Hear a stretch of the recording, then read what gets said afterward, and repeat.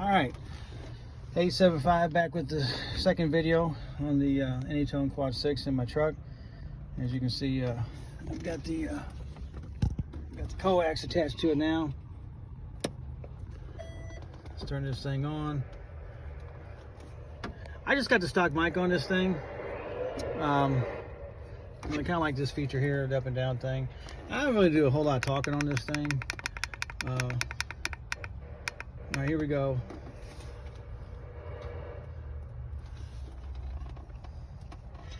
Flip over here and show you the channel here in a second. All right, channel 1. Key the mic. All right, 1.0 audio. All right, now let's go. There we go, channel 40. I am in AM mode. 1.1 audio. Okay, there you go. Let's bring it on up.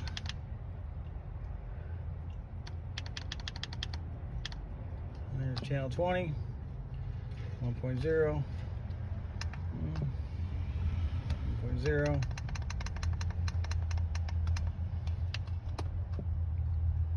There you go, channel 6. 38. All right, so that's what's going on. So that means the SWR readings between the analyzer and the radio are pretty much spot on. So I'm very happy about that. This little radio here, I'm telling you right now, is definitely the bang for the buck, best bang for the buck. And you won't go wrong with it.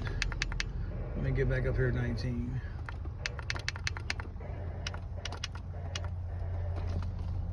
Audio. So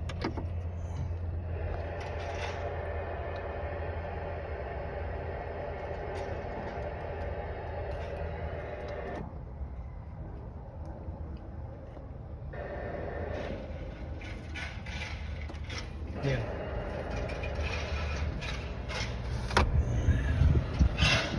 Anyway, it's got great receive. Tim did a really good job of tuning this up out there at Snake Radio Customs out there in Arizona, and I really like the way this thing turned out. I've run the Cobra 29s, a couple Galaxies in this truck, but for sideband, this thing does not drift. In a lot of ways, there's a lot of people that like this better than the Striker 955, which is obviously a bigger radio, and this is a little bit more, industrial looking, kind of, doesn't have all the flash that the 955 has. For my needs in a truck, just listen to channel 19 or skip when it's rolling in, when I'm, cruising around town or whatever, going to different job sites, working, whatever. This is more than enough. It's got good output. I think it's hitting right around 80, 85 watts, swinging up around there, which is, plenty. And when you're on the highway and you're just basically listening for traffic reports, maybe ask a question, hey, what lane I need to be in, something like that, that type of wattage is going to be more than sufficient. It does have variable power on it, so you can turn it down. I think we got set at a 2 watt dead key, and we can swing from there.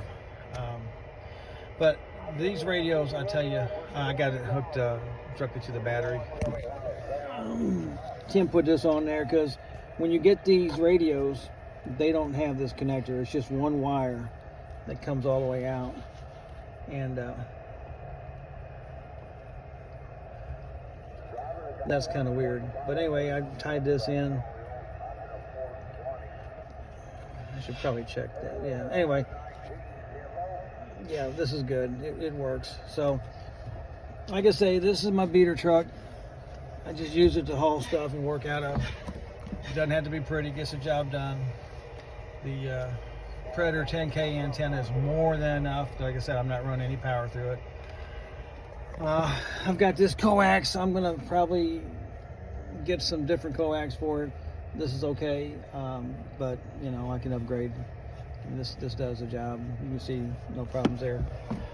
But anyway, here's the bottom line: if you want a good radio, I really think these Quad 6s are definitely the sleeper. There's 1,000 videos on YouTube about them, about the programming and, you know, how to get into the menu.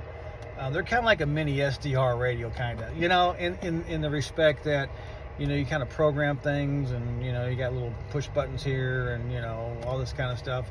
It's not like a Cobra 29 where you just turn on and turn a few buttons. Here you actually have menus that you can select from and change things.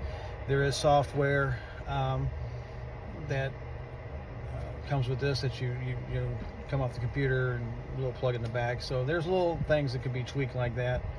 So that's really a neat little feature. And I think they're only like a couple $100 on eBay and Amazon. A good little radio. They're small, you can see. You know, they're not very big, and but they definitely get the job done. So anyway, the point of this video is just show the radio, show the fact that the way the SWR is calibrated and selling this one, it's extremely close, if not dead on, to this right here.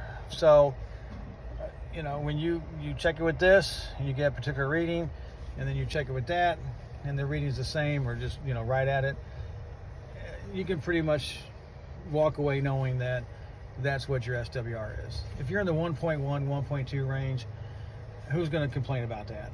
I'm not going to complain about 1.1. I'm not going to complain about 1.2. Yeah, 1.0 is ideal. Again, you're in a moving vehicle, and so you know, things are changing. When I put aluminum ladders on this ladder rack, that's totally going to change the SWR. I mean, it's just going to just wipe it out.